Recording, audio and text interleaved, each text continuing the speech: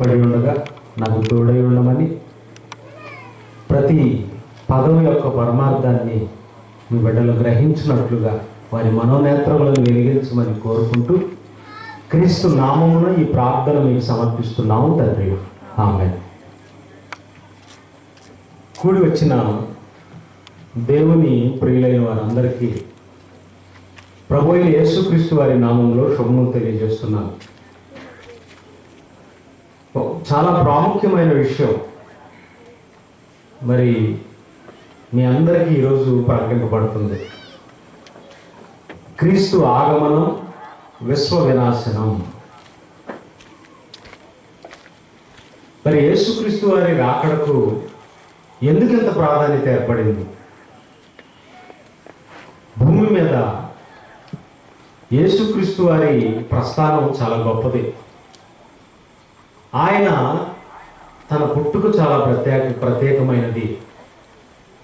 ఆయన పెరిగిన విధానం, ఆయన జీవిత విధానం, ఆయన బోధలు ఇవన్నీ చాలా ప్రత్యేకమైనవి. ఆ తర్వాత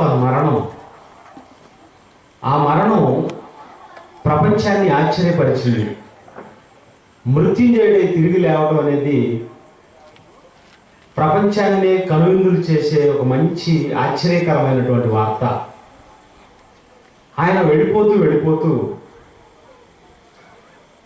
నేను ఈ ప్రపంచంలోకి మరలా వస్తాను, నా యొద్ద ఉండటానికి మిమ్మల్ని తీసుకొని పోతాను అనే మాట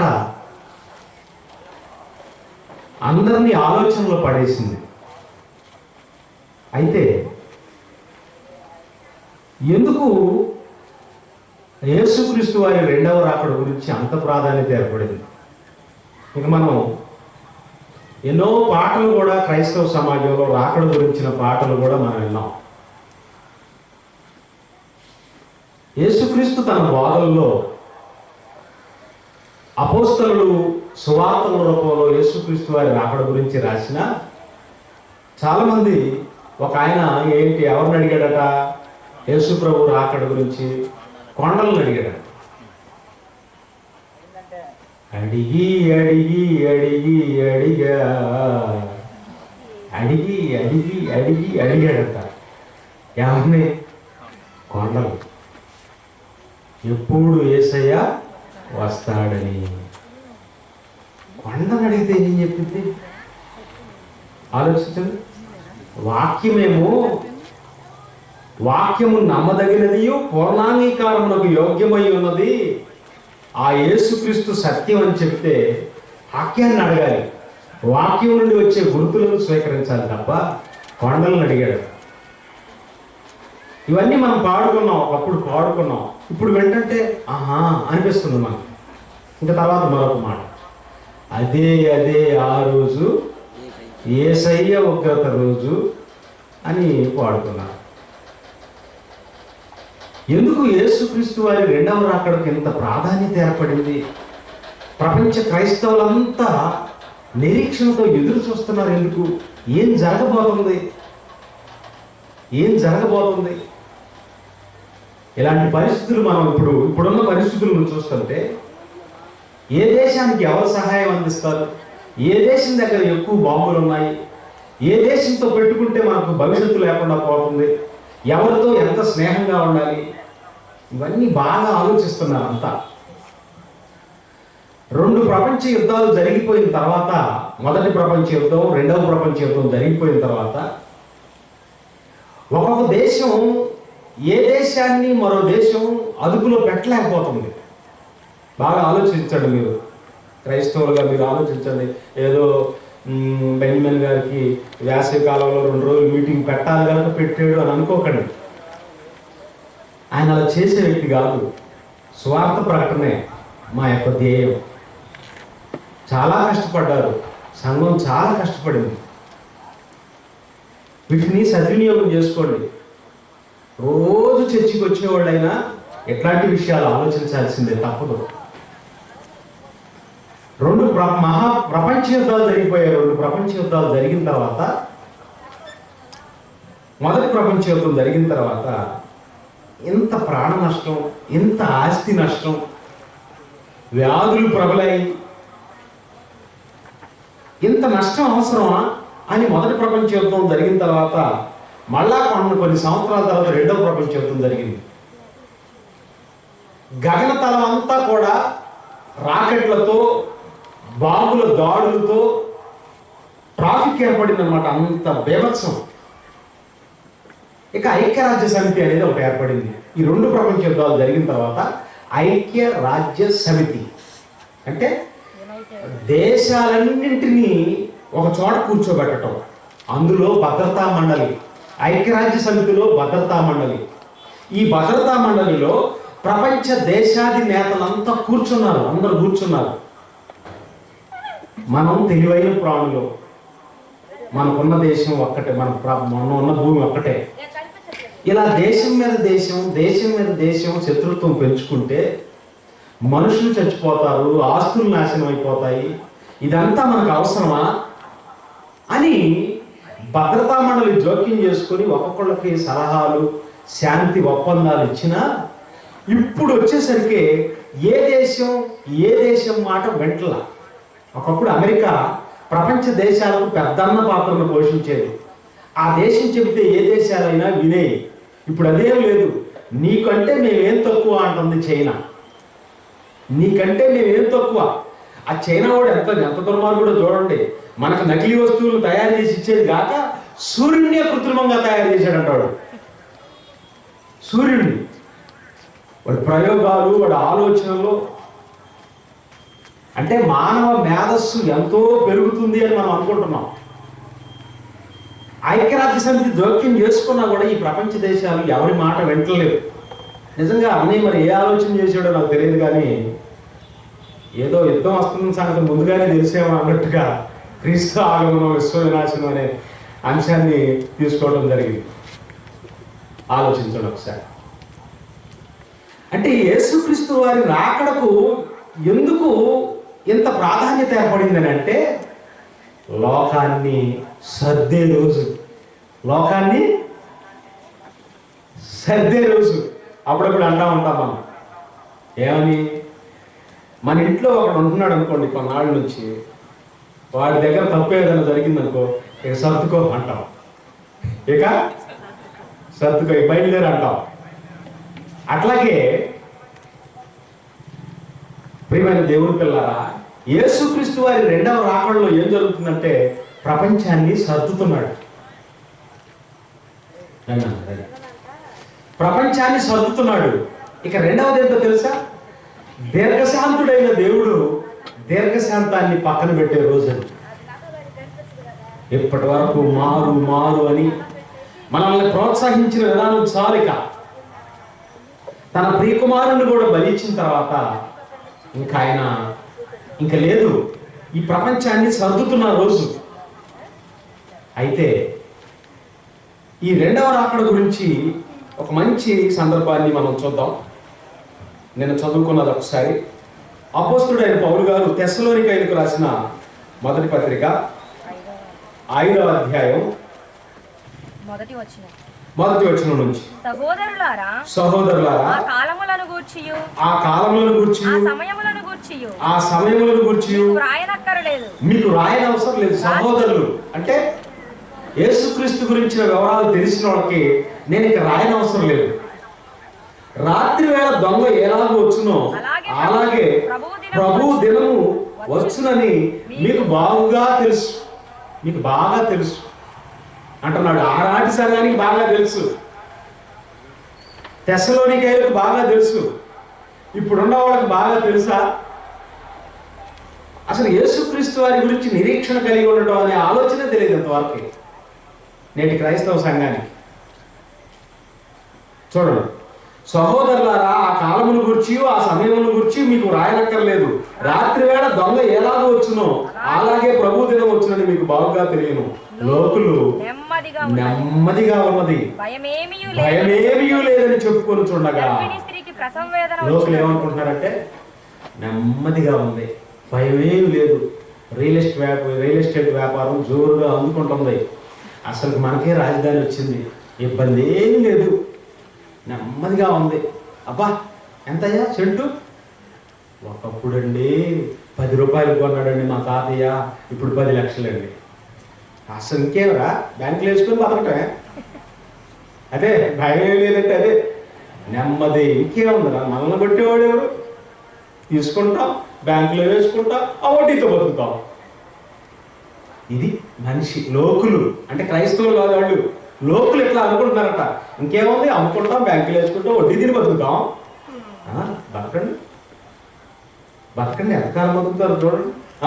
లోకులు నెమ్మదిగా ఉన్నది భయమేమీ లేదని చెప్పుకుని చూడగా గర్భిణీ స్త్రీకి ప్రసవ వేదన వచ్చినట్లు వారికి ఆకస్మికముగా నాశనము తటస్థించును.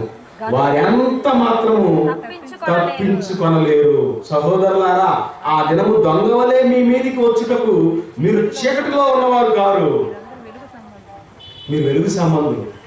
లోకులైతే ఎలా ఆలోచిస్తారు, మీరైతే వెలుగు సంబంధులు. అసలు మీకు ఇబ్బంది ఏం లేదు. ఎందుకంటే నేను జాగ్రత్తలు చెప్పలేనుగా. ప్రొద్దుగుంకిన వేళ వస్తాను, అర్ధరాత్రి వస్తాను, కోడి కూసినప్పుడు వస్తాను, తెల్లవారినప్పుడు వస్తాను. మీకు చెప్పాను కదా, ఎప్పుడు వస్తానో తెలుసు చెప్పాను, ఎప్పుడు వస్తానో అనేది ఆ వేళలు చెప్పానుగా. మీరు మెలకువగా ఉండండి. మెలకువ అంటే వివేకంతో ఉండండి, అలర్ట్గా ఉండండి అని అర్థం. మెలకువ అంటే నిద్రపోకుండా ఉంటాం కాదు. మెలకువగా ఉన్నటువంటి ముసలి వాళ్ళందరూ నిద్ర పట్టక మెలకుగానే ఉంటారు. వాళ్ళని తీసుకెళ్ళిపోతాడే ఇటు ప్రభు, చెప్పండి. ఆడలుగా తీసుకెళ్ళేది మెలకువ అంటే యేసు ప్రభు మాటలను దృష్టిలో పెట్టుకొని ఆయన ఎప్పుడు వస్తాడా అని ఒక చక్కటి ఆలోచనతో జీవితాన్ని భద్రం చేసుకునే వాళ్ళకది. ఇక ప్రియమైన దేవుని పిల్లరా, ఇంకా ఏం చేశాడో తెలుసా? ఆయన రాకడకు ఎందుకు ఇంత ప్రాధాన్యత ఏర్పడిందని అంటే అపోస్తలుల కార్యములు 17వ అధ్యాయం, అపోస్తలుల కార్యములు 17వ అధ్యాయము 30వ వచనం. ఆ అజ్ఞాన కాలములను దేవుడు చూచి చూడనట్లుగా ఉండెను. ఇప్పుడైతే అంతటను అందరూ మారు మనసు పొందవలనని మనుషులకు ఆజ్ఞాపించుచున్నాడు. ఆజ్ఞ ఇచ్చిందంటే చాలా జాగ్రత్తగా ఉండాలి. మనుషులకు ఆజ్ఞాపిస్తున్నాడట.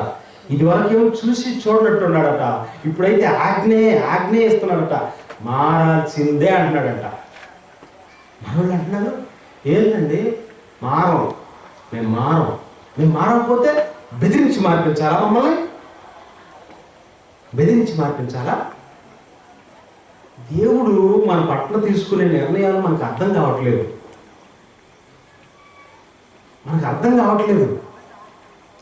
కరెంటు పట్టుకోవడానికి వెళ్తున్నాడు అనుకో, వాడిని ఏమంటారు? బాబు వినరా, కరెంటు జోలికి వెళ్ళకురా అంటారా?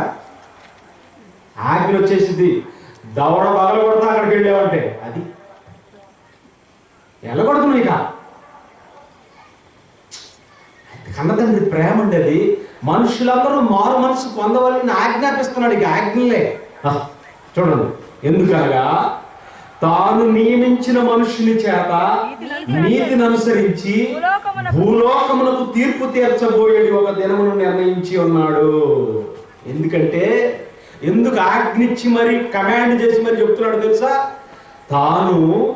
తాను నియమించిన మనుషుని చేత భూలోకమునకు తీర్పు తీర్చబోయే దినమును నిర్ణయించాడు. అదే ప్రభు రెండవ రాకడా. భూలోకానికి తీర్పు తీర్చే ఒకే ఒక రోజు జడ్జిమెంట్ డే. ప్రపంచ న్యాయాధిపతి అయి యేసుక్రీస్తు ఈ ప్రపంచం అందరికీ ఒక్కసారిగా జడ్జిమెంట్ చెప్పే రోజు అదే క్రీస్తు రెండవ రాకడా. అంటే లోకాన్ని సర్దే రోజు, లోకానికి తీర్పిచ్చే రోజు, దేవుని దీర్ఘశాంతం, మనల్ని మానమని కోరిన దేవుని దీర్ఘశాంతం ఆపు చేసే రోజు అది. ఆ రోజు పరిస్థితులు చూడండి. మృతులలో నుండి ఆయనను లేపినందున దీనిని నమ్ముటకు అందరికీ ఆధారం కలిగజేసాడు. ప్రూఫ్ ఇచ్చాడనమాట. మృతుల్లో నుండి ఆయనను లేపాడు. ఇదిగో ఈ ప్రపంచానికి నేను చూపిస్తున్న ఆధారం. ఆయన్ని మృతుల్లో నుండి లేపాను, ఆయన్ని మళ్ళీ తిరిగి పంపిస్తాను. మిమ్మల్ని మృతుల్లో నుండి తీసుకెళ్ళటానికి ఆయన్ని మళ్ళీ పంపిస్తాను, జాగ్రత్తగా ఉండండి అని ఒక మనిషిని, ఆయన యేసుక్రీస్తుని నిర్ణయించి ఈ భూమి మీదకు పంపించాడు. అందుకని ఆయన రాకడ సర్వమానవాడికి చాలా అవసరం.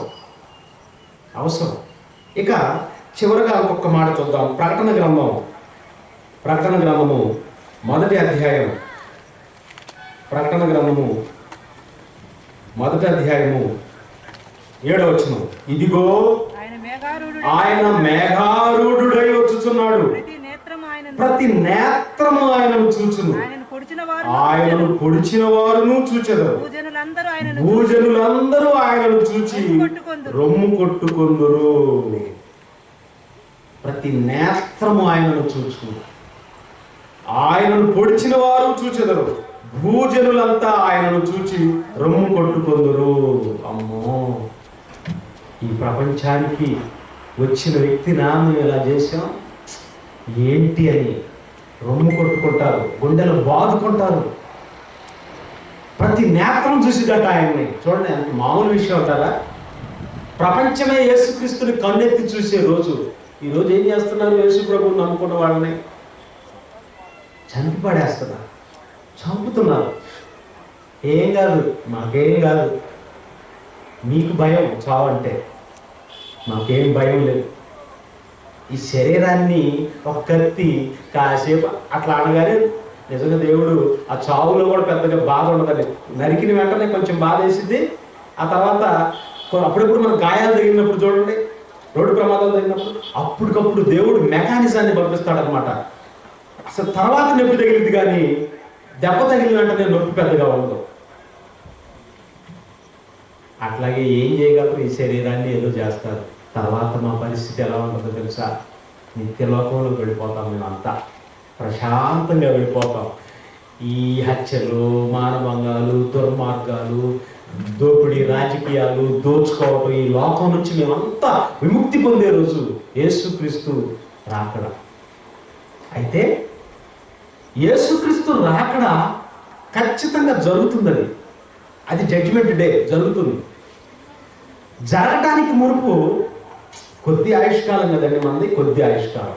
ఈ కొద్ది ఆయుష్కాలంలో ఆయనకు సంబంధించిన ఆలోచనతో మనం గడపడానికి మనకు కొంచెం కొన్ని గుర్తులు, కొన్ని ఆలోచనలు ఉంటే బాగుంటుంది. మనం కూడా సిద్ధపడటానికి.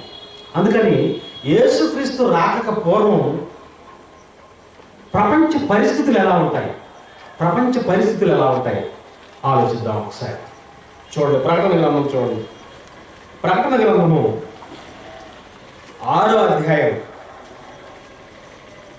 ప్రకటన గ్రంథము 6వ అధ్యాయం మొదటి వచనం నుంచి.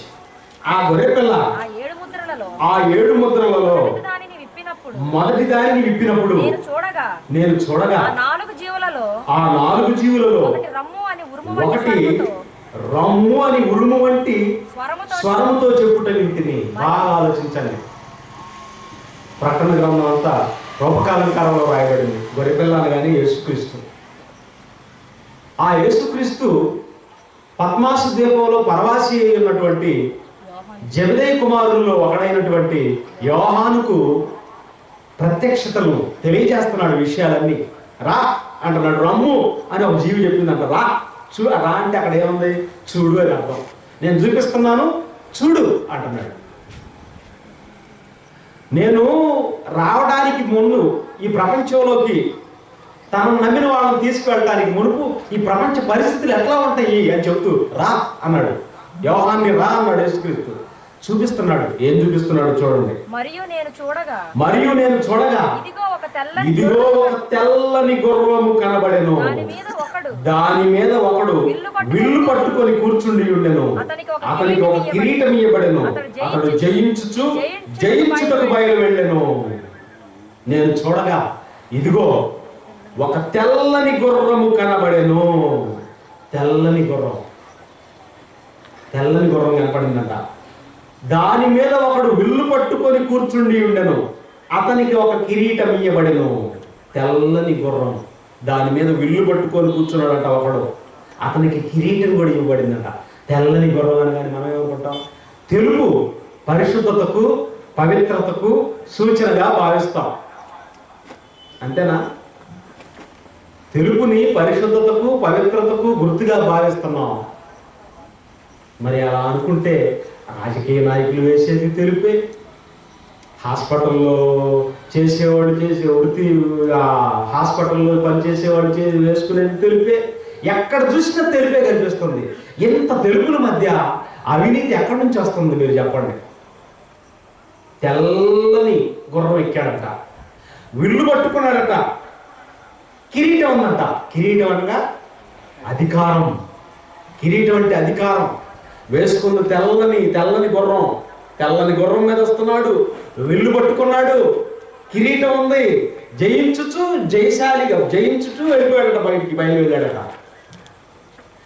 విల్లు పట్టుకున్నాడు కానీ విల్లంబులు లేవు,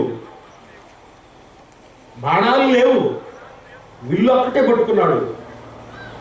చూసారా ప్రజల్ని ఎలా మోసం జరుగుతుందో? తెల్లని గుర్రం, అధికారం, విల్లు పట్టుకున్నాడు, వెళ్ళిపోతున్నాడు.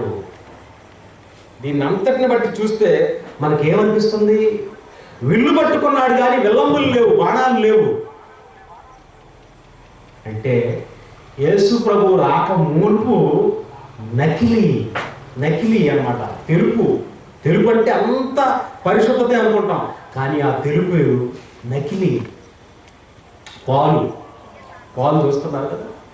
అసలుకి గ్రామీణ ప్రాంతాల్లోనే గేదెలు లేక అందరూ గేదెలు అమ్మేసి శుభ్రంగా అంతా ప్లాస్టింగ్ చేసేసుకొని కింద అరుగేసుకొని భూమి కనపడకుండా చేసుకుంటున్నారు ఇంట్లో.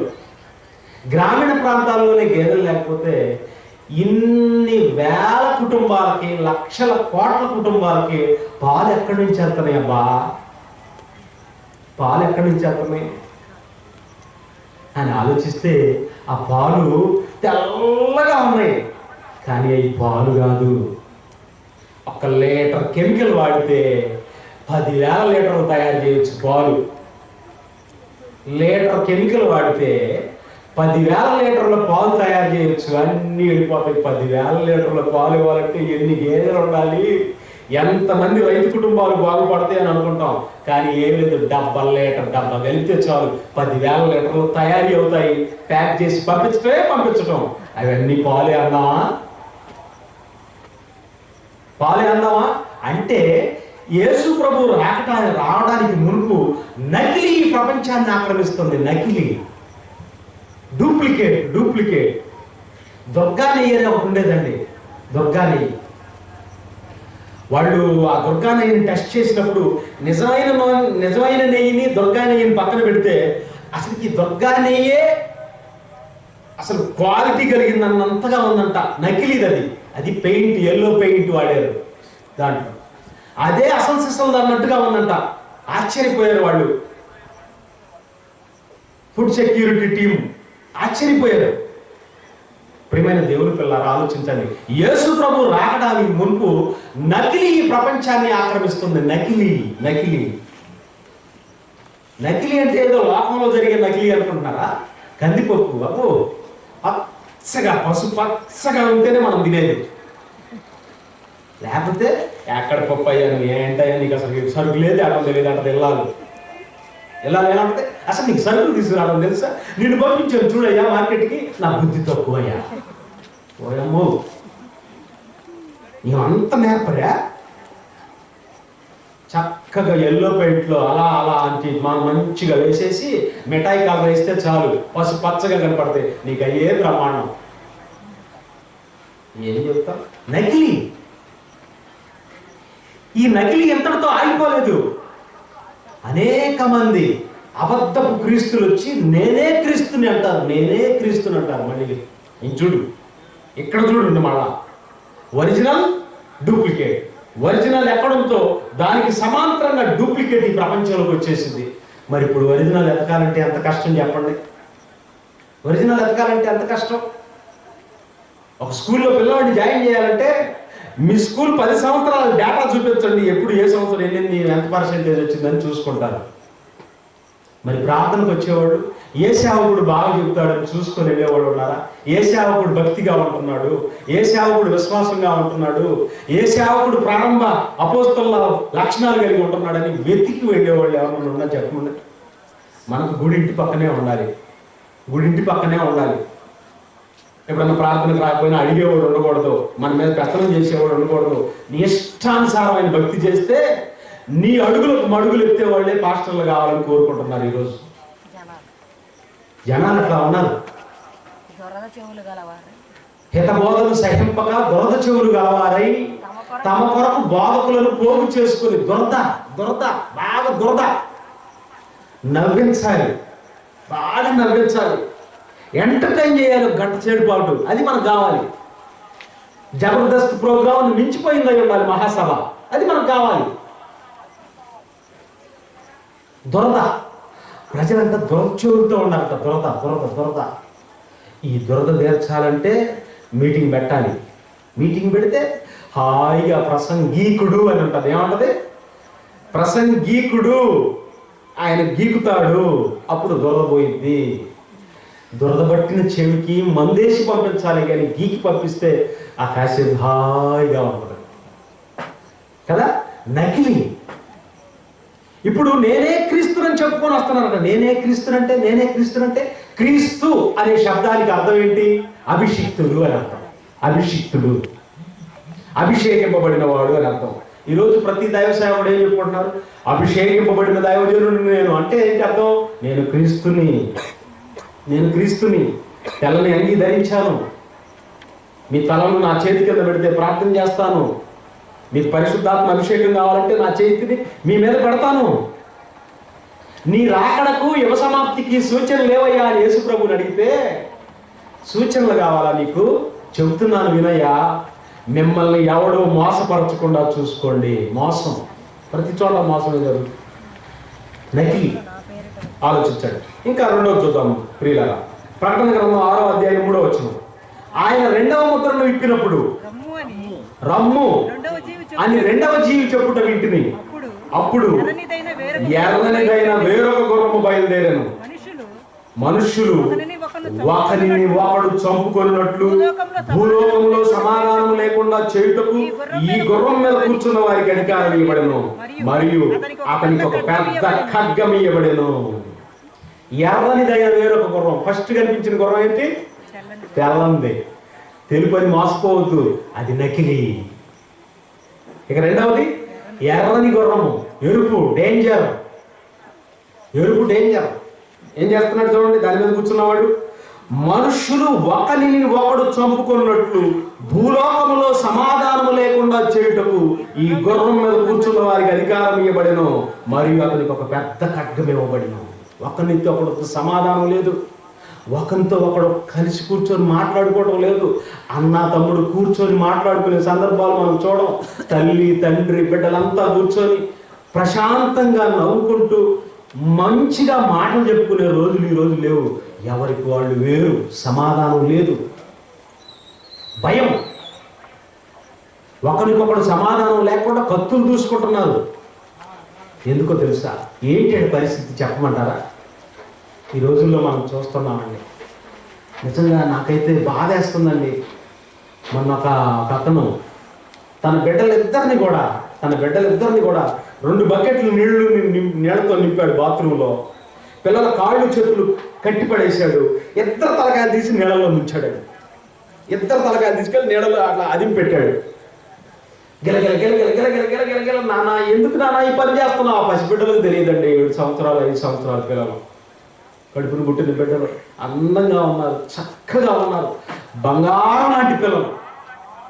అట్లాంటి పిల్లల్ని ఆ నీళ్ళల్లో పెట్టి ఆ బిడ్డలు తలకాయలు ముంచుతుంటే ఊపిరాడక గిలగిల కొట్టుకుంటుంటే ఆ కషాయుడు అలాగే వాళ్ళ ప్రాణాలు పోయేంత వరకు అదింపట్టాడండి నీళ్ళల్లో. తర్వాత తను చచ్చిపోయాడండి. ఎందుకురా ఈ పని చేసావంటే, ఆల్రెడీ లెటర్లో రాసి పెట్టాడట. ఏమని? ఈ పోటీ ప్రపంచంలో నా పిల్లలు పరిగెత్తలేకపోతున్నారు అని. ఈ పోటీ ప్రపంచంలో నా పిల్లలు పరిగెత్తలేకపోతున్నారు. 7 ఏళ్ళోడు పరిగెత్తాలా పోటీ ప్రపంచంలో? 5 ఏళ్ళోడు పరిగెత్తాలా పోటీ ప్రపంచంలో? ఏం కావాలని? చిన్నప్పటి నుంచే భారమైన చదువులు చదవాలరా, ఉద్యోగం రా, డబ్బులు రా, పొలాలు రా. నాయనా ఏంటండి ఈ బాధల పిల్లలకి? కళ్ళజోళ్ళు వచ్చేస్తున్నాయి, కళ్ళజోళ్ళు వచ్చేస్తున్నాయి, సెల్ ఫోన్ వదలట్లేదు. బిడ్డలను మనమే పాడు చేసుకుంటున్నామండి, బిడ్డలను మనమే పాడు చేసుకుంటాం. నువ్వు కంట్రోల్గా ఉండేది లేదు, నీ పిచ్చి నీదే, నీ సెల్ ఫోన్ పిచ్చి నీదే, అమ్మ ఫోన్ అమ్మదే, నాన్న ఫోన్ నాన్నదే, పిల్లల ట్యాబ్ పిల్లలదే. కళ్ళు పోయి సోడా బుడ్డి కళ్ళద్దాలు వచ్చేస్తున్నాయి. చిన్న వయసులోనే ఇంత ఈ సైజు ఉంటుంది, వాడు ఎడు చూస్తున్నాడో కూడా తెలియదు అనమాట. వాడుకడు కూడా మన పత్తి కిందలా కనపడతా ఉంటుంది తెల్లగా. ఓ నాయను చూసారా, ఏంటనుకున్నారు? ఇవన్నీ చూస్తే ఏమనిపిస్తుంది? సమాధానం లేదు, అసలు సమాధానం లేదు. అమ్మ ఇంక మళ్ళీ మొన్న కూడా చూశాడు సీను, 3 బిడ్డలకు పెరుగన్నంలో మందు పెట్టిందంట. 3 కొడుకులకి, 2 కొడుకులు, ఒక అమ్మాయికి రాత్రిపూట. ఈమెకి ఎక్కడో ఎవడో తగిలాడట, వాడు ఫేర్వెల్ పార్టీ అట, ఫేర్వెల్ పార్టీ. ఈ మధ్య ఈ పిచ్చి పెరిగింది కదండి, గెట్ టుగెదర్. అబ్బో, ఈ మధ్య నాకు కూడా తగిలేదు. లేదండి, చిన్నప్పుడు 5వ తరగతి 5వ తరగతి దాకా చదువుకునేది ఒక బ్యాచ్, హై స్కూల్ బ్యాచ్ ఒక బ్యాచ్, కాలేజీ బ్యాచ్ ఒకటే, డిగ్రీ బ్యాచ్ ఒకటే. ఇన్ని బ్యాచ్లు అందరూ కలిశారు. మనమేమనుకుంటాం? అందరూ మంచోళ్ళే కదా, స్నేహితులు, కలుసుకుందాంలే ఉంటాం. స్నేహితులు అంటే ఏం స్నేహితులండి? ఇక గెట్ టుగెదర్ పార్టీకి వెళ్ళింది తల్లిగారు. వెళ్ళేసరికి పాత స్నేహితుడు కలిశాడట, వాడికి ఇంకా పెళ్లి కాలేదట. ప్రియా, నీకోసం నేను అలాగే ఉన్నాను ప్రియా అని. ఈ నాటకాలు అండి మాయ, ప్రతి వాడు మాయ గమనించండి. ప్రియా, నీకోసం నుంచి ఆ రోజు నుంచి ఈ రోజు వరకు ఇలాగే ఉన్నాను ప్రియా. అవునా ప్రియుడా? మరి ఐ గాట్ మ్యారీడ్, నేను పెళ్ళయిందే, 3 పిల్లలు కలిగారే, నేను ఎక్కువ వాళ్ళు ఎక్కువ? ప్రశ్నించుకో ప్రియా. రాయబ్బు, ఇక రోజు ఈ తంతంతా జరుగుతుంది. ఆ బిడ్డల ముగ్గురిని కూడా రాత్రిపూటే పిల్లలకి ఆల్రెడీ విషం పెట్టి కొన ఊపిరితో ఉంటే ఇంకా వాళ్ళని అసలు ఆ తల్లి మళ్ళా చున్నితో బిగిచ్చేసేసిందంట 3 పిల్లలు. ఆ తండ్రి అంటున్నాడు, నేను ఇష్టం లేకపోతే నా బిడ్డలు నాకు అప్పచెప్పి నువ్వు వెళ్ళిపోవచ్చు కదా, నీకెందుకు ఇట్లా చేసావు, నేను ఎవరి కోసం బ్రతకాలి? నా తండ్రి బాధపడుతున్నాడు. దీనంతటిని బట్టి మీరు ఏమని? ఒకరితో ఒకరు సమాధానం లేదు, చంపుకోవటమే. ఈ వార్తలన్నీ ఏంటంటేనండి, అమ్మో యూట్యూబ్ చూడబుద్దిగా అట్లా నిజమండి. నేను ఎప్పుడు చచ్చిపోతానో అనిపిస్తుంది ఇవన్నీ చూసినప్పుడు. చూడలేకపోతున్నాం. పసి మొక్కలను తుంచి పడేస్తున్నారు. ఒకప్పుడు బిడ్డలను పెంచుకోవటం అంటే అసలు మా ప్రాణాలు పోయినా పర్వాలేదు, నా బిడ్డలు బ్రతికితే చాలు అనుకునే తల్లులు ఉన్నారు. ఆ మాతృత్వం ఏమైపోయింది? ఈరోజు తల్లులకి ఏమైపోయింది?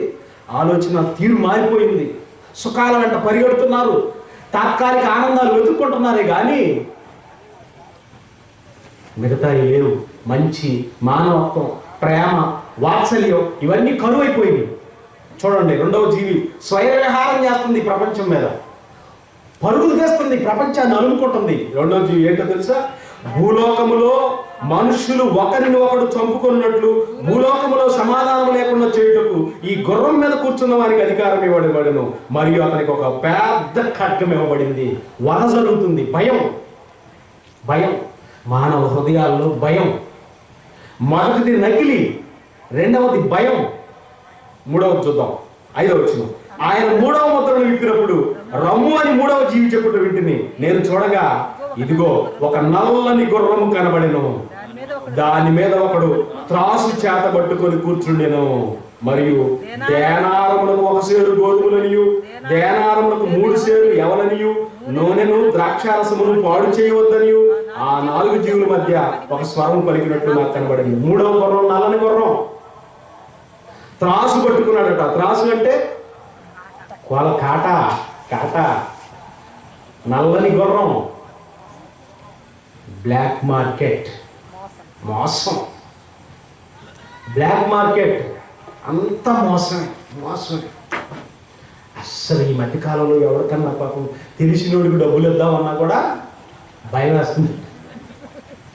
నిజమండి, వరకు ఎలాంటి ప్రామిసరీ నోటులు లేకుండా ఏమీ లేకుండా ఇచ్చేసేవాళ్ళు డబ్బులు. నమ్మకం. ఇప్పుడు వడ్డీలు వచ్చినాయి. మామూలుగా అయితే ఇవ్వట్లేదు, వడ్డీ భయంతోనైనా ఇస్తారని చెప్పేసి ప్రామిసరీ నోట్లు రాయించుకుంటున్నారు, చెక్కులు తీసుకుంటున్నారు. అసలు ఈ ఎదవ పనులు చేసేవాడు ముందుగానే లూప్ లైన్స్ ఎవడు ఏమీ చేయలేడంట. ఇచ్చినోడు రావటమేనంట, ఇచ్చినోడు రావటమేనంటండి. అసలు ఏమన్నట్టు నీ చేతనైంది చేసుకో అంటున్నారంట ఒకేసారి. 70,000 ఇస్తే 5 లక్షలు వడ్డీ అయిందంట. ఎంత? 70,000 ఇస్తే 5 లక్షలు వడ్డీ అయిందంట. వాటి కోసం వెళ్ళాడంట. అసలు ఇస్తాను, 7 సంవత్సరాలు అయిందంట ఇప్పటికి. అసలు ఇస్తాను, వడ్డీ సంగతి నాకు వద్దు, నువ్వేం చేసుకుంటావు పోతే నీకు దిక్కున అడుగుతూ చెప్పుకో అన్నాడు. ఆశతో వెళ్ళాడంట, ఇస్తాడేమని ఆ మాట చెప్పాడట. కనుక ఏం జరుగుతుందో తెలుసా? మోసం. అందుకని వీళ్ళందరితో బాధ ఉంది, కానీ ఎవరు అప్పు కూడా ఇవ్వట్లేదు. ఎవరు అప్పు కూడా ఇవ్వట్లేదు. మంచి వాళ్ళకు కూడా స్థానం లేకుండా పోయింది. ప్రియమైన దేవుని పిల్లారా, ఆలోచించండి. మోసం. నెక్స్ట్ 7వ వచనం. ఆయన 4వ ముద్రను విప్పినప్పుడు రమ్ము అని 4వ జీవి చెప్పడం వింటిని. అప్పుడు నేను చూడగా ఇదిగో పాండుర వర్ణము గల ఒక గుర్రము కనబడెను. దాని మీద కూర్చున్న వారి పేరు మృత్యువు. పాండుర వర్ణం. పారిపోయి ఉంటారు, చూసావా? పారిపోయి ఉంటారు. పాండపురం అంటారు కదా మనోళ్ళు. అంత బ్లడ్ లేకపోతే మనకు తెలుసు అన్నమాట. పేరు అంత తెలుపుగా కనపడతా ఉంటుంది. బ్లడ్ లేని పరిస్థితి అంటే ఇక చావుకు దగ్గరగా ఉన్నారు. దేహానికి ప్రాణం రక్తం. ఆ రక్తం లేకపోతే బాడీ అంతా కూడా పాలిపోయినట్టు కనిపిస్తూ ఉంటుంది, పాలిపోయినట్టుగా. పాండుర వర్ణము కలిగిన గుర్రం ఒకటి కనపడింది. దాని పేరు మృత్యువు. మృత్యువు.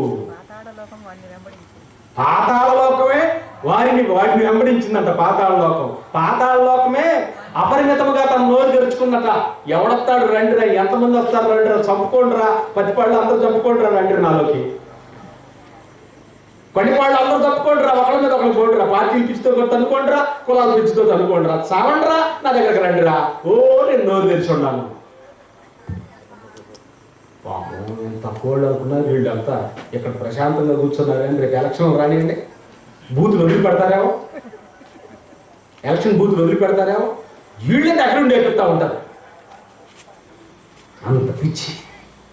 ఆ ప్రకాశం జిల్లాలోకి వెళ్ళామనుకో, మీ పక్కనే అందరూ వాళ్ళకి రాజకీయ పిచ్చి. అడిగారు, అన్న ఇది వైఎస్ఆర్ పార్టీ చర్చ అన్న అన్నారు. ఇది ఆ చర్చికి పేరు లేదు ఇక. ఇది వైఎస్ఆర్ పార్టీ చర్చ అన్న అన్నాడు. కొంచెం ముందుకు పోయిన తర్వాత ఇది టీడీపీది అన్న అన్నాడు. జనసేన వాడికి అట్లేదా అన్న. ఇప్పుడే మొదలు పెట్టారన్నా. రాను ఏమైపోయిందంటే పార్టీ పేర్లే చర్చికి అయిపోయింది అనమాట. రక్తం ఇచ్చిన క్రీస్తు పక్కకు పోయాడు. ప్రియమైన దేవుని పిల్లలు ఆలోచించండి. పాండుర వర్ణం కలిగిన గుర్రం ఒకటి కనపడింది. దాని మీద కూర్చున్న వారి పేరు మృత్యువు. పాతాళ లోకము వారిని వెంబడించను. ఖడ్గము వలనను, కరువు వలనను, మరణము వలనను, భూలోకములో ఉండు క్రూర మృగముల వలనను, భూనివాసులను చంపుటకు భూమి యొక్క 4వ భాగం పైన అధికారం ఇవ్వబడెను. ఖడ్గము వలన, కరువు వలన చంపాలి. ఖడ్గము వలన, కరువు వలన, మరణం వలన భూనివాసులను చంపాలి. ఖడ్గము, యుద్ధాలు.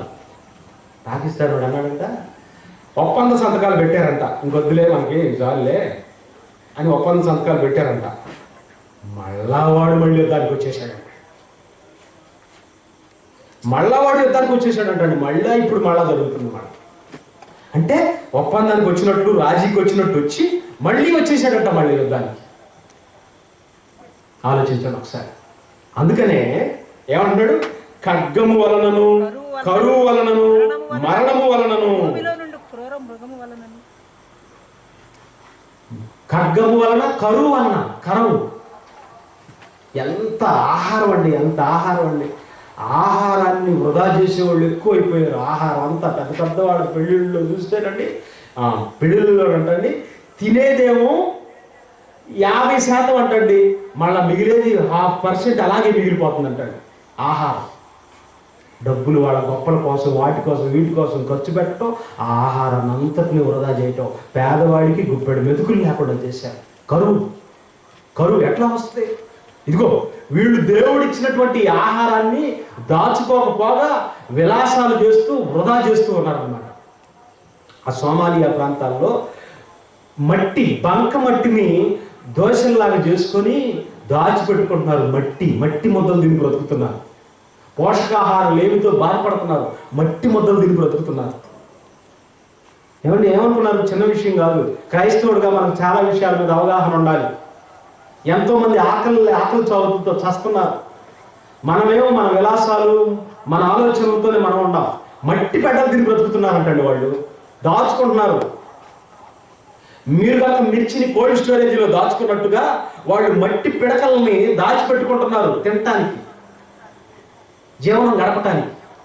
ఇలా మీరు ఆలోచించగలిగితే యేసు ప్రభు రాక మునుపు ఈ ప్రపంచంలో నలుమూలలా ఇవి స్వయం వ్యవహారం చేస్తున్నాయి.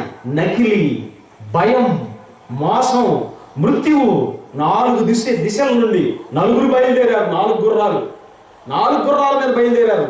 ఒకడేమో నకిలీగాడు, ఒకడేమో మోసం, ఒకడేమో మృత్యువు, ఒకడేమో భయం. ఏ క్షణం ఏం జరుగుతుందో అనే భయం ఈ మానవాడి హృదయాల్లో చొప్పించిన వాడు 4 వైపుల నుంచి అలా జరుగుతుంటే యేసు ప్రభు ఏం చెప్పాడు చూడండి. మత్తయి సువార్త 24వ అధ్యాయం. మత్తయి సువార్త 24వ అధ్యాయం 3వ వచనం నుంచి. ఆయన ఒలీవల కొండ మీద కూర్చుండి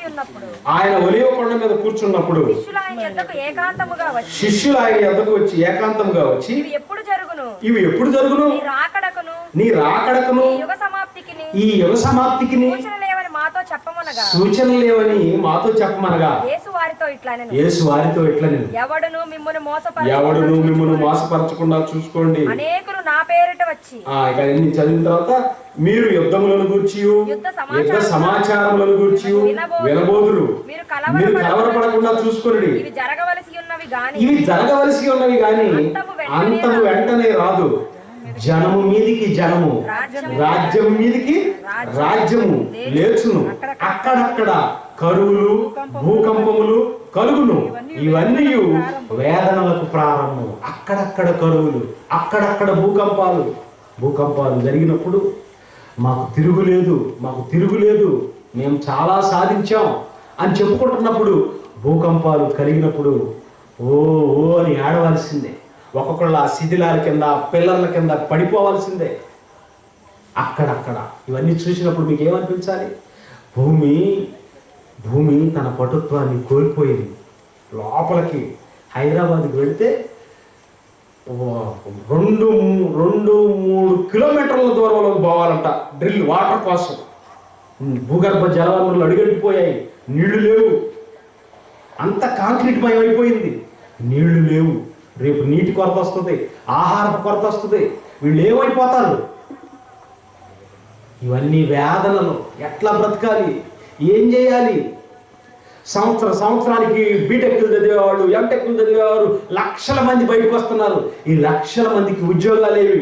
ఒక్కడ పొలం పని చేయడం రాదు, ఒక్కడికి ఆహారం పండేటో తెలియదు, అన్నం ఎక్కడి నుంచి వస్తుందనేది తెలియనోడు అన్నం తింటున్నాడు ఈరోజు. రైతులు ఆ పనులన్నీ పక్కన పెట్టేశారు. వాళ్ళకి ఏం కావాలంటే ఏదో ఒక విధంగా ఈ సంవత్సరం నేను వేసాను, దీంట్లో నుంచి ఎంత కొంత ఇన్కమ్ పీకాలి, బయటికి లాగాలి. ఏంది నువ్వు లాగేది? ఇంకొక 10 ఏళ్లలో అసలు భూమి పండదు. నీ పిల్లలకి ఏం పెడతావు? ఇంకొక 10 ఏళ్లలో ఈ భూమి పండదు. ఇక నీ పిల్లలు ఏంది అంటే నీకేంటి అర్థం? నేను బ్రతకాలి, నా పిల్లలు ఏమైపోతే భావితరాలు ఏమైపోతే వాళ్ళకి అవసరం లేదు. ఈరోజు ఒక 4 అడుగుల లోపల వరకు అన్ని కెమికల్స్తో ఉందంట భూమి అంతా. 4 అడుగుల లోపల, భూమి ఉపరితలం నుంచి లోపల వరకు 4 అడుగుల లోపల అంతా కెమికల్స్. యూరియా, నత్రజని ఇవన్నీ వాటితో మిక్స్ అయి ఉంది. నువ్వు ఎంత కాలం చేసినా కూడా మందు లేకపోతే పండట్లేదు అంటాడు. నిన్న ఒక ఆయన అంటున్నాడు, బెండ తోట వేసాడు ఆయన. నేను మీటింగ్కి వెళ్ళిన చోట కొండమందులు.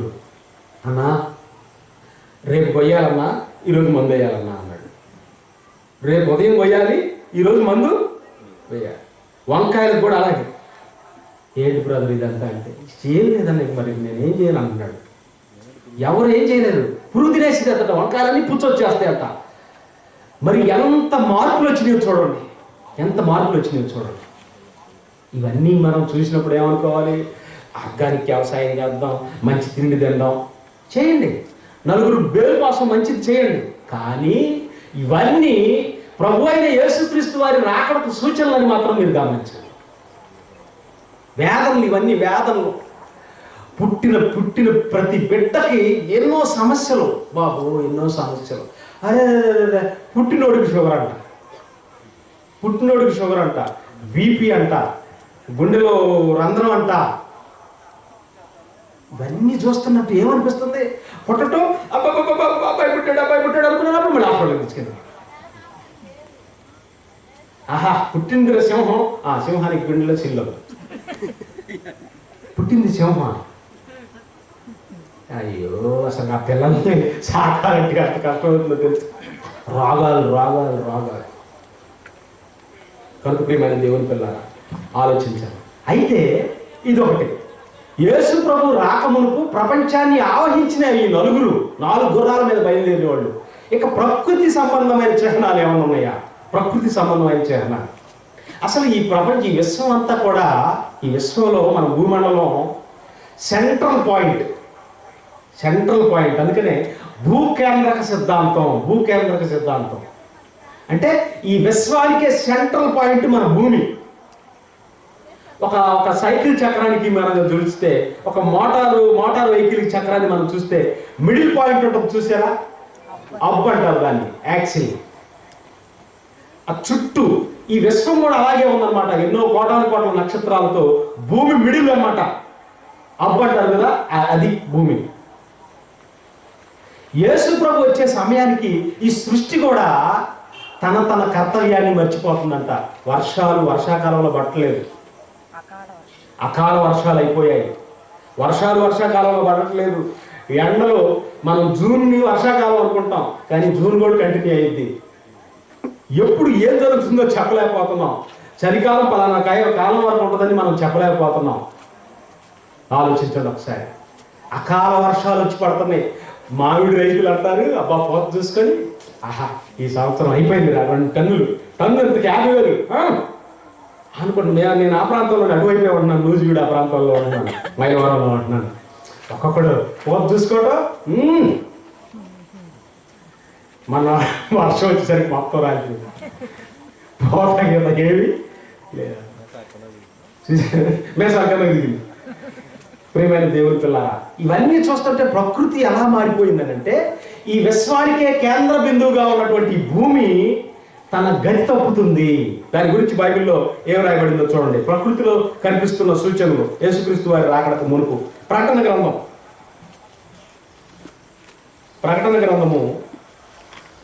6వ అధ్యాయం. ప్రకటన గ్రంథము 6వ అధ్యాయము 12వ వచనం. ఆయన 6వ ముద్రను విప్పినప్పుడు నేను చూడగా పెద్ద భూకంపం కలిగెను. సూర్యుడు కంబళి వలె నలుపాయను. కంబళి దుప్పటిలాగా, ఒక నల్లటి దుప్పటిలాగా అయిపోయాడు అనమాట. కంబళి వలె నలుపాయను. చంద్రబింబమంతయు రక్తవర్ణమాయను. పెద్ద గాలి చేత ఊగులాడు అంజోరపు చెట్టు నుండి అకాలపు కాయలు రాలినట్టు ఆకాశ నక్షత్రములు భూమి మీద రాలిను. చెట్టుకున్న కాయల్ని విదిలించినప్పుడు రాలితే చూసారా? పెద్ద గాలి వచ్చినప్పుడు మనం రాలిపోయి చూసారా? అసలు అంత కాయలన్నీ కింద పడిపోయినాయి, ఒక్కడ చెట్టులు లేదు. అట్లాగే ఈ విశ్వమంతా ఒక చెట్టు అనుకుంటే, ఆ చెట్టుకున్న కాయలే నక్షత్రాలు అనుకుంటే, భూమిని ఒక్కసారి ఊపితే ఆ నక్షత్రాలన్నీ జల్ జల్ జల్ జల్ జల్ జల్ రాలి పడతాయంటండి. ఎవరి మీద? భూమి మీద. భూమి ఎంత ఉంది? సూర్యుడు భూమి కంటే 13 లక్షల రెట్లు పెద్దవాడు. ఒక్క సూర్యుడు పడిపోతేనే భూమే కనపడదు. అట్లాంటిది ఆకాశంలో ఉన్న నక్షత్రాలన్నీ కాయలు రాలినట్టు రాలిపోతుంటే పరిస్థితి ఏంటి? ఏమైపోయింది? ఈ భూమికి ఏమైపోయింది? ఎందుకు ఇలా ఆకాశంలో ఉన్నటువంటి నక్షత్రాలని రాలిపోతానంటే, యేసు ప్రభు వచ్చే సమయానికి ఈ విశ్వంలో ఉన్న ఆకర్షణ శక్తులు, బలాలు తగ్గిపోతాయంట. చూడండి, అది కూడా చూడండి. మత్తయి సువార్త 24వ అధ్యాయం 30వ వచనం. అప్పుడు చదువు 29. ఆ దినమున శ్రమ ముగిసిన వెంటనే చీకటి సూర్యుని కమ్మును చంద్రుడు కాంతిని ఆకాశము నుండి చీకటి సూర్యుడిని కమ్మేస్తుందంట. అంటే భూమి కంటే 13 లక్షల పెద్దవాడైన వ్యక్తిని చీకటి కమ్ముతుందంటే ఆ చీకటి అంత పెద్దదో చూడండి. ఒక సూర్యుడినే కమ్మేసి అంత చీకటి. నాకు ఇదంతా చూస్తుంటే ఇక మనం ఆలోచించడానికి ఏం ఉండదండి. వాస్తవానికి ఇవన్నీ చెప్తున్నాడంటే కాస్త అర్థం చేసుకుంటామని చెప్తున్నాడు తప్ప ఇక ఏం ఉండదని యేసుప్రభు వచ్చే సమయానికి. చీకటి సూర్యుని కమ్మును, చంద్రుడు కాంతిని ఇయ్యడు, ఆకాశమందలి నక్షత్రములు రాలును, ఆకాశమందలి శక్తులు కదిలింపబడతాయి. శక్తులు వీక్ అయిపోతే ఇప్పుడు మన ఇంటికి పిల్లలు పిల్లలు ఉంటాయి. ప్రొక్లైన్తో కొడతా ఉంటారు. ఏమవుద్ది? దాని పిల్లల్లో ఉన్న శక్తి తగ్గిపోవాలి ఒక్కసారి ఇల్లు కుప్పకూలిపోద్ది. అట్లాగే ఆకాశమందలి శక్తులు కదిలింపబడును, సూర్యుడికి చంద్రుడికి, భూమికి చంద్రుడికి, భూమికి అంగారకుడికి మధ్య ఆకర్షణ శక్తులు ఉన్నాయి. ఈ శక్తులు వీక్ అయిపోతాయంట. వీక్ అయిపోగానే ఒక్కసారిగా ఏమైపోతాయి? ఆ నక్షత్రాలన్నీ జల్లు రాలిపడిపోతాయి భూమి మీద, కాయలు రాలిపోయినట్టు. ఇదంతా ఎందుకు పెట్టాడనంటే, నేను భూమిని కలుగు చేస్తే ఈ భూమి మీద మనుషులంతా ఇలా తయారయ్యారు అని సృష్టిలో కూడా మార్పులు జరిగాయి. యేసు ప్రభు రాక మునుపు 4 మూలల నుంచి 4 గుర్రాల మీద నుంచి బయలుదేరి ఈ రకంగా పరిస్థితులు మనకు కనిపిస్తాయి. ఇక రెండవది, ప్రకృతి కూడా మారిపోతుంది. ఇంకొక మాట చూద్దాం.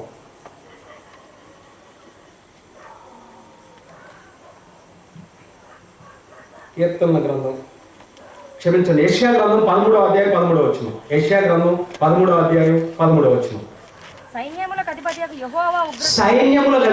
యెహోవా ఉగ్రత, ఆయన కోపాగ్ని దినమునకు ఆకాశము వణుకునట్లు భూమి తన స్థానము తప్పునట్లు నేను చేసేదను. అప్పుడు సైన్యములకు అధిపతియగు యెహోవా ఉగ్రతకును ఆయన కోపాగ్ని దినమునకును ఆకాశము వణుకునట్లు భూమి తన స్థానము తప్పునట్లు నేను చేస్తాను. ఆకాశం వణికిద్దంట. మీరు ఎలా ఆలోచించండి, దాన్ని ఎట్లా ఆలోచిస్తారంటే ఒక చక్రంలాగా ఆలోచించండి. చక్రం వణికిద్దంట, ఆకాశం వణికిద్దంట. అప్పుడు భూమి తన స్థానం తప్పుద్దంట. భూమి తన స్థానం చెప్తే నువ్వు ఎక్కడ ఉన్నావు? భూమి మీదే ఉన్నావు. భూమి మీద ఎలా ఉన్నావు? భక్తి కలిగినోడులా ఉన్నావు, భక్తిహీనుడిలా ఉన్నావు? భక్తిహీనుల్లాగే ఉన్నావు. కనుక మన పరిస్థితి ఏంటి?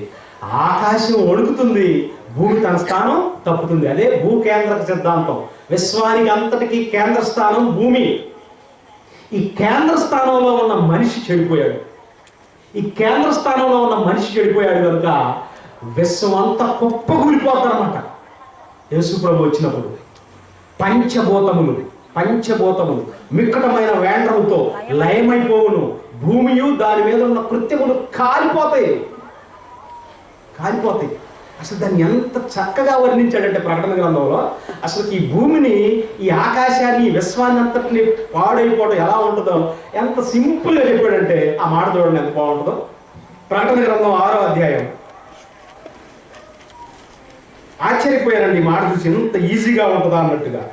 ప్రకటన గ్రంథం 6వ అధ్యాయం.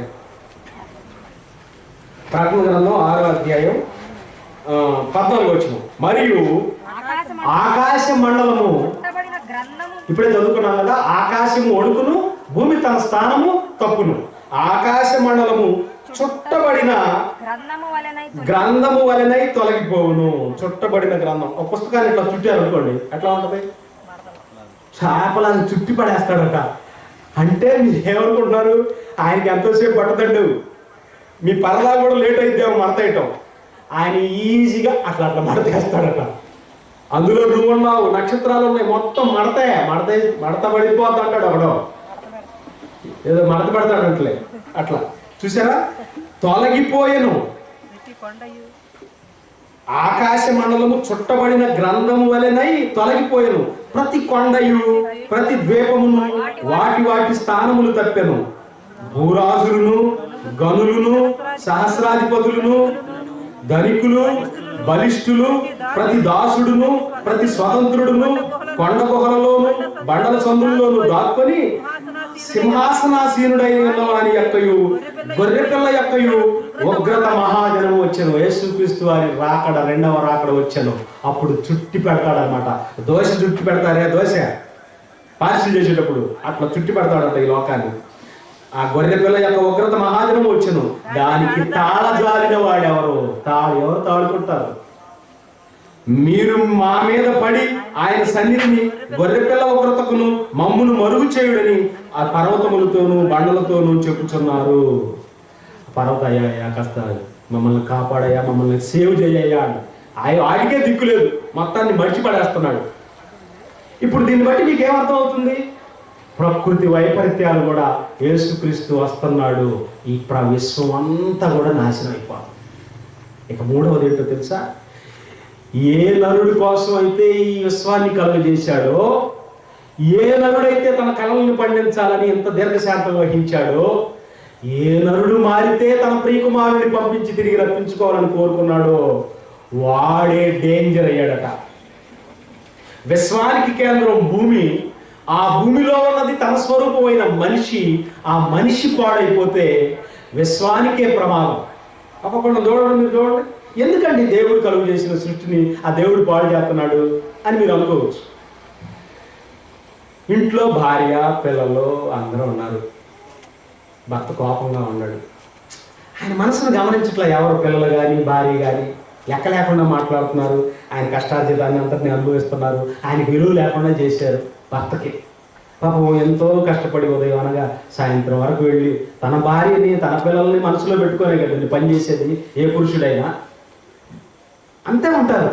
ఇంటికి రాగానే ఆయన లెక్కలేనట్టు చూడటం, కష్టాలు మంచినీళ్ళు అమ్మంటే తీసుకో అంటాం, అసలు నీళ్ళు చూడమ్మంటే రాసుకో, మేము ఇక్కడ ఖాళీగా ఉన్నామని చెప్పటం, దురుసుగా సమాధానం ఇవ్వటం, పిల్లలు తల్లి పార్టీలో జాయిన్ అవటం, ఇవన్నీ జరుగుతున్నాయి అనుకోండి. ఎంత మంచివాడికైనా ఒక సమయంలో కోపం వచ్చి ఏం చేస్తాడంటే ఆ టీవీని విసిరేస్తాడు. టీవీని నువ్వు సీరియల్ చూస్తూ ఉంటావు, ఆయన వస్తాడు, అమ్మ నాకు ఈ పని చేయమ్మా అంటే పసుకోపో అంటాడు. అప్పుడు ఆయన కోపం వచ్చి ఏం చేస్తాడు? టీవీని విసిరేస్తాడు. ఇప్పుడు ఆ కోపం అంతా టీవీ మీద, భార్య మీద కోపం టీవీ మీద చూపించాడు. అప్పుడు ఏమనాలి? అమ్మో, అంటే టీవీనే పడగొట్టాడంటే నన్ను కూడా పడగొడతాడు అనే ఆలోచనతో జాగ్రత్తగా ఉండాలి. ఈరోజు విశ్వాన్ని అంతటినీ దేవుడు నాశనం చేస్తాడంటే ఎవరి మీద కోపం? మనిషి మీద కోపం. మనిషిని ఏమి చేయలేక ఈ ప్రకృతి సూచనలో ఏం చేస్తున్నాడు? పాకిస్తాన్ మీద బాంబు, ఇండియా మీద బాంబు, ఇవన్నీ చూసినప్పుడు మనకు అర్థమైపోవాలి అది మన మీద పడితే. కొన్ని చూపిస్తున్నాడు. అది పాకిస్తాన్ వాళ్ళు ఏంటి, ఈ హిమాలయాలు మనకి ఉన్నాయి కదా, అవన్నీ మంచు పర్వతాలు కదా, అవన్నీ గంగా, సింధు, బ్రహ్మపుత్రగా నీళ్లు మనకు అన్నీ వస్తున్నాయి, పైనుంచి వస్తున్నాయి. ఎట్లా ఏదో ఒక విధంగా ఆ నీళ్లు పయ్యోడు కిందకు రాకుండా చేయాలని, కిందోడు కిందకు పోకుండా చేయాలని ఒక్కొక్కళ్ళు. జలాల విషయంలో కొట్లాట. కృష్ణా జలాల విషయంలో తెలంగాణకి, ఆంధ్రాకి గొడవలు, కర్ణాటకకి. గోదావరి జలాల విషయంలో గొడవలు. వీళ్ళు ఏంటనుకున్నారు? దేవుడు కురిపించే వర్షం పైనుంచి వస్తుంటే కింద పదం రాదు. కిందకి భారతదేశం నా మాతృభూమి, భారతీయులంతా సహోదరులు అన్నారే. మరి కర్ణాటకుడు నీళ్లు అక్కడ ఆపుకుంటున్నాడు కిందకు పంపించకుండా. మరి వాడు భారతీయుడే, భారతదేశం నా మాతృభూమి, భారతీయులంతా నా సహోదరులు, ఆంధ్రవాడు తప్ప. చూసారా వీళ్ళందరికీ ఎలాంటి వాడు తెలుసా? సాటి మనిషిని ప్రేమించలేని వాళ్ళు వీళ్ళంతా కూడా. ఇవన్నీ చూస్తున్నప్పుడు ప్రకృతి ఇలా అయిపోవటానికి కారణం, ప్రకృతి తన క్రమాలు తప్పడానికి కారణం మనిషి. మీ దోషముల వల్లనే వాటి క్రమం తప్పింది. అసలు ఇప్పుడు వర్షాలు పడతాయో లేదో నమ్మకం తక్కువగా ఉంది. ఏంటో నమ్మకం తక్కువగా ఉంది. రైతు ఏరువాక సాగరు, నాగలి భుజం మీద పెట్టి వెళ్ళరు, ఆ పాటలన్నీ పోయినాయి. ఏరువాక కాదు, సెల్ ఫోన్ చూడరు, అనే పరిస్థితి వచ్చిందనమాట. కనుక ఇవన్నీ ఎందుకు వస్తున్నాయి అంటే యేసుక్రీస్తు అనే ఒక మహనీయుడిని ప్రపంచం అర్థం చేసుకోలేకపోయింది కనుక విశ్వానికే దీపావళి పండుగ పెట్టాడు. విశ్వానికే దీపావళి చిచ్చుబుడ్డులాగా టాప్. తను ఈ భూమి మీద ఉన్న తన పిల్లల్ని తను సేవ్ చేసుకుంటాడు. ఈ లోకానికి చందని మహాలోకంలోకి తీసుకెళ్ళి నా బిడ్డలందరూ తను చక్కగా ఉంచుకొని, ఇదిరా నా పంటరా, మీరంతా నా పంటరా, మీకోసమేరా ఎంత సృష్టి చేశాను, మీకోసమే ఆయన అని చెప్తాడు మన గురించి. మనం సిద్ధపాటు కలిగి ఉంటే అది చూడండి ప్రియమైన దేవుడు కదా. ఆ మాట చూసుకొని ఇంకొక మాట దేవుడు 2 మాటలు చెప్పుకొని ముగించుకుందాం. యాకోబు పత్రిక 3వ అధ్యాయం 5వ వచనం. ఇప్పుడు 3వ ప్రాబ్లం, విశ్వం వినాశనం అవడానికి 3వ ప్రాబ్లం ఏంటో చూడండి. యాకోబు పత్రిక 3వ అధ్యాయం 5వ వచనం. అలాగుననే నాలుక కూడా, ఎవరి నాలుక? గుర్రం నాలుక? ఏదు నాలుక? మన నాలుకే.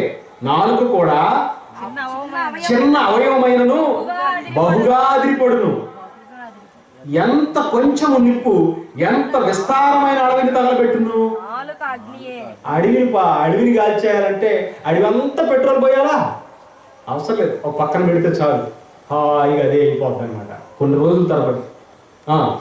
ఎంత కొంచెము నిప్పు ఎంత విస్తారమైన అడవిని తగలబెట్టును.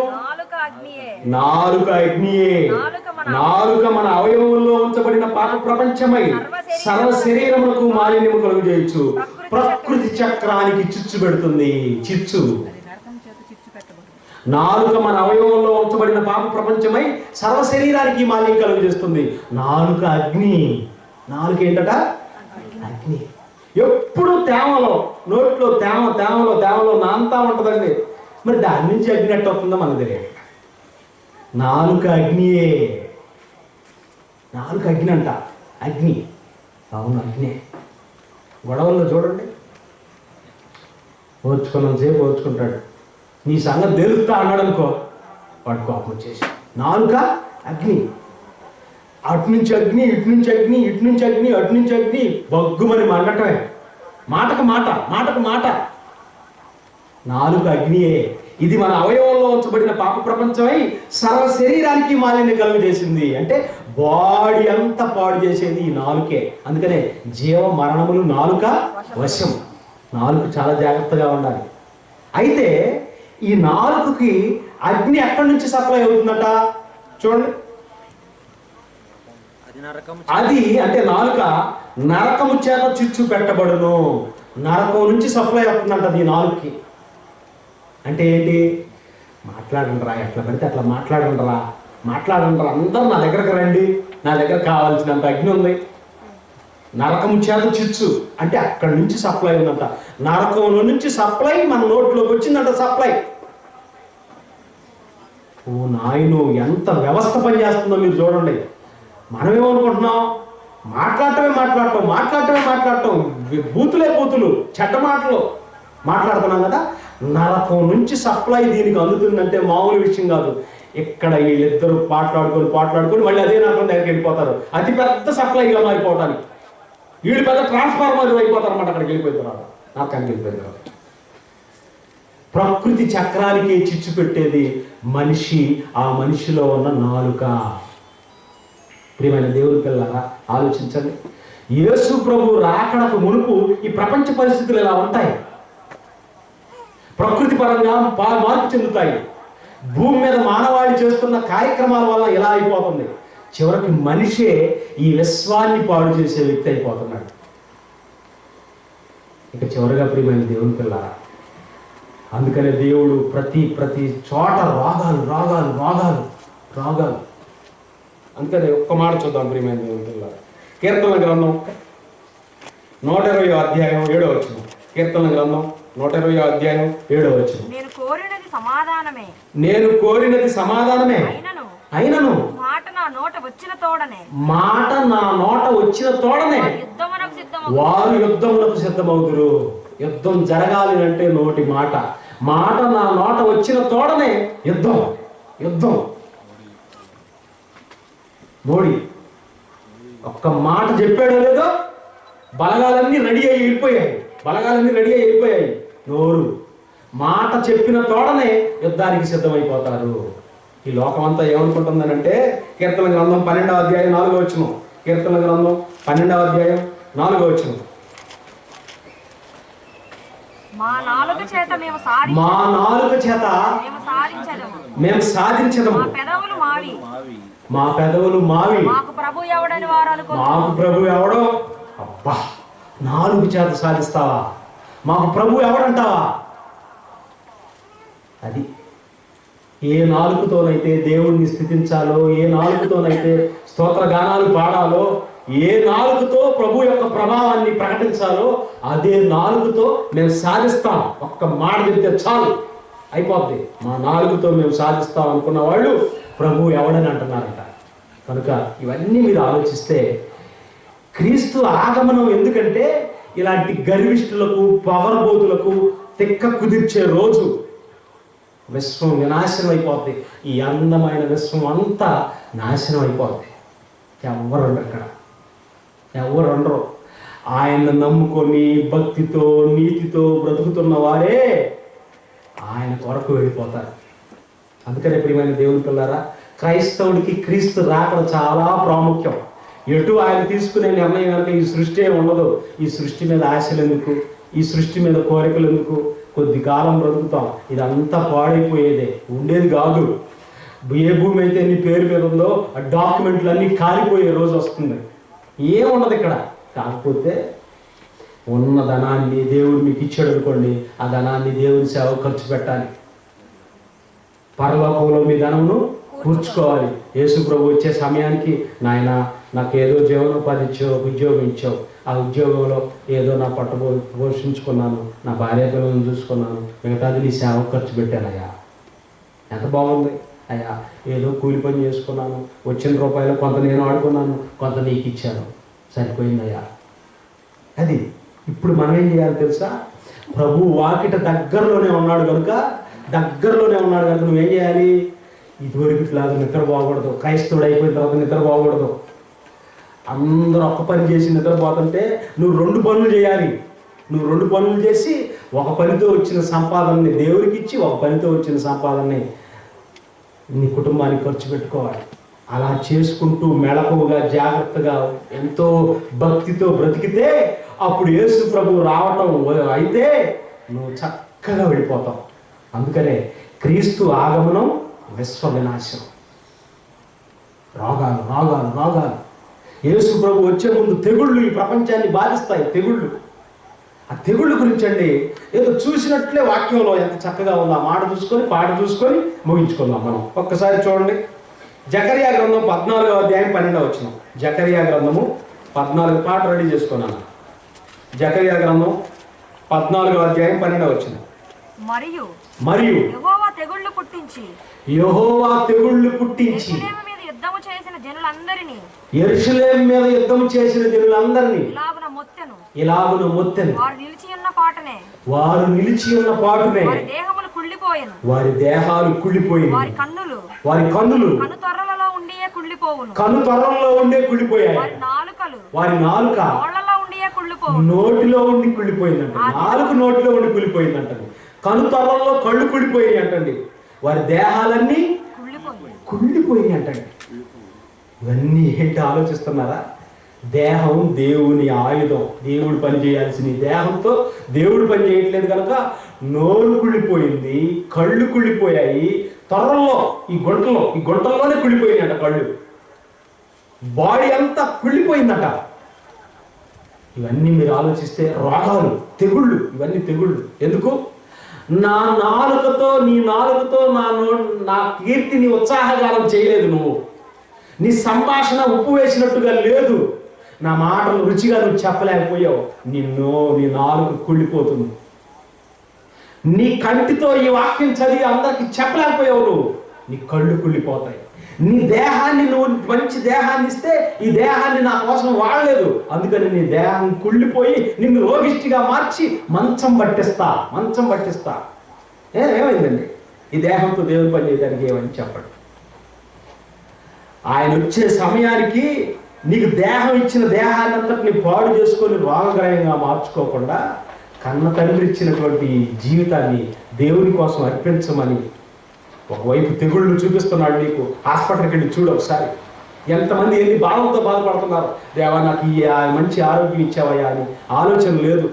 రోగిగానైనా పడక మీద ఉండడానికి ఇష్టపడుతున్నారు తప్ప దేవుని పని చేయడానికి ఈ చేతులు రావట్లేదు. అందుకని ఈ పాట చూడండి ఒకసారి.